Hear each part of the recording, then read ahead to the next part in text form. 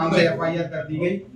क्या अपने क्षेत्र के किसी भी अस्पताल में या किसी भी स्कूल में निरीक्षण करना, वहाँ की जो है असुविधाओं पर बात करना, क्या सरकारी कार्य में बाधा हो सकता है? मतलब कुछ भी करना इस प्रदेश की सरकार को, शासन को, जो नहीं चाहते कि सामाजिक न्याय स्थापित हो और जो सामाजिक न्याय की बात करते हैं उनके खिलाफ ऐसा षड्यंत्र करने का काम करते हैं। हमने उस षड्यंत्र को उजागर करने के लिए, उसे जनता तक पहुंचाने के लिए प्रेस कॉन्फ्रेंस का आयोजन किया। प्रेस कॉन्फ्रेंस में मांग है कि तत्काल प्रभाव से FIR रद्द होना चाहिए और हमने माननीय उच्च न्यायालय में भी एक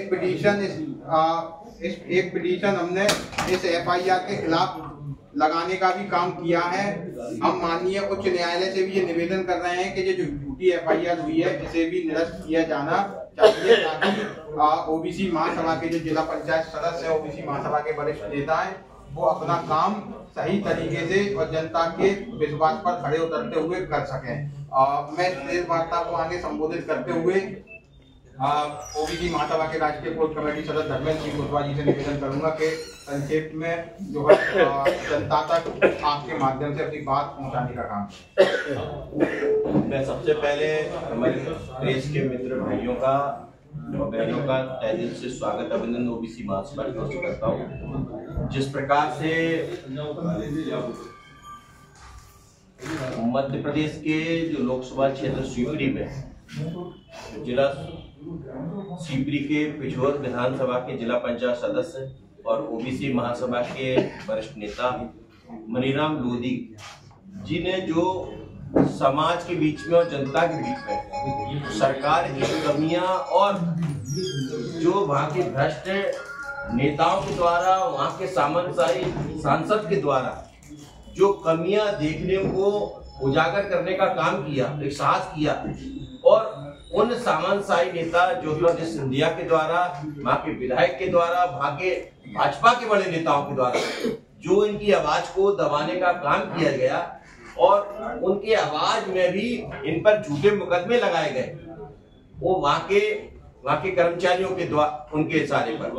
तो कहीं ना कहीं ये लगता है कि भारत के अंदर अब लोकतंत्र और अभिव्यक्ति की आजादी को दबाया जा रहा है।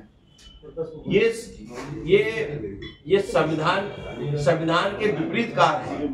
इसको देखते हुए OBC महासभा के सभी कोर कमेटी सदस्यों के द्वारा, प्रदेश के कार्यकारी अध्यक्षों के द्वारा ये निर्णय लिया गया कि जिस प्रकार से वहाँ के सामंतशाही सांसद है ज्योतिरादित्य सिंधिया, वहाँ के विधायक है, वहाँ के भाजपा के नेता हैं, जो इन पर दबाव बनाकर झूठा केस लगाया जा रहा है, इसके लिए OBC महासभा पूरे मध्य प्रदेश में बड़ा आंदोलन के तौर पर, हम तमाम सारे बड़े आंदोलन के तौर पर 18 जनवरी को एक भोपाल में एक बड़ा आंदोलन करने जा रहे हैं। ये तमाम सारे ऐसे मामले हैं जिस पर ये पिछड़े वर्ग के नेताओं के साथ षड्यंत्र करके उन पर झूठे केस लगाए जा रहे हैं, उनको अपमानित किया जा रहा है, उनकी हिस्सेदारी को खाया जा रहा है। हम इस सरकार को बताना चाहते हैं, इस देश के अंदर और प्रदेश में आधे से ज्यादा आबादी हमारी है, लेकिन हम ज्यादा रेवेन्यू दे भी रहे हैं, हम हर तरीके से समाज में जस्टिस के तौर पर समाज को कुछ दे भी रहे हैं, उसके बाद हमारे लोगों पर झूठे केस लगाया जा रहा है। ये कहीं ना कहीं ये सरकार के जो विपरीत, संविधान के विपरीत कार्य कर रहे हैं, इसको हम किसी भी प्रकार से बर्दाश्त नहीं करेंगे। हमने जिस प्रकार से मनीराम लोधी पर तमाम सारी FIR दर्ज की है, हम इस मामले को लेकर हम हाईकोर्ट भी जा रहे हैं और हम उस FIRों के साथ हम उन अधिकारी और उन सांसदों के खिलाफ भी हम मोर्चा खोलने वाले हैं। जिस प्रकार से गुना में जो भ्रष्टाचार करके रखा है, जो वहाँ के विधायकों ने करके रखा है, उस क्षेत्र के लिए हमने डाटा कलेक्ट कर रहे हैं। हम आपके बीच में फिर दोबारा आएंगे और बताने का काम करेंगे और आपके माध्यम से बताना चाहते हैं कि मनीराम लोधी अकेले नहीं है, ये OBC महासभा का एक क्रांतिकारी साथी इनको न्याय दिलाने के लिए हर समय खड़ा हुआ है। धन्यवाद। आपने प्रशासन से या पुलिस से वहां जाके हमारे द्वारा हमने मनीराम लोधी जी, हमारी पूरी टीम के साथ हमने गिरफ्तारी दी।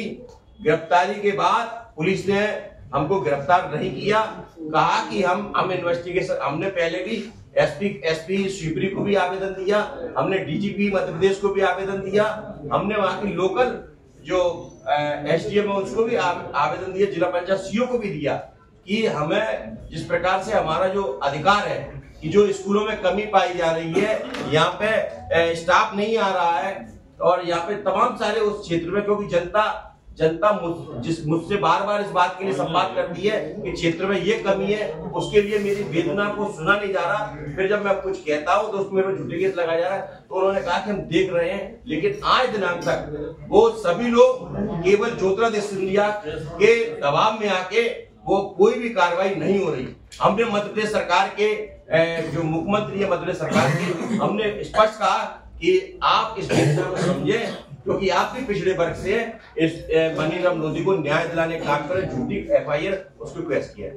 अब मैं जो है अपन क्वेश्चन थोड़ी देर बाद ले लेंगे। मैं चाहता हूं कि मनीराम लोधी जी भी जो है अपनी बात जो है जनता तक आपके माध्यम से पहुंचाने का अपनी काम करें और संक्षेप में जो है अपनी पूरी बात रखें। मनीराम जी नमस्कार, आप सभी यहाँ पधारे, आप सभी का बहुत बहुत धन्यवाद, पत्रकार साथियों का, मीडिया बंधुओं का और मेरे वरिष्ठ ओबीसी महासभा के सभी पदाधिकारीगण मेरे साथ मौजूद हैं।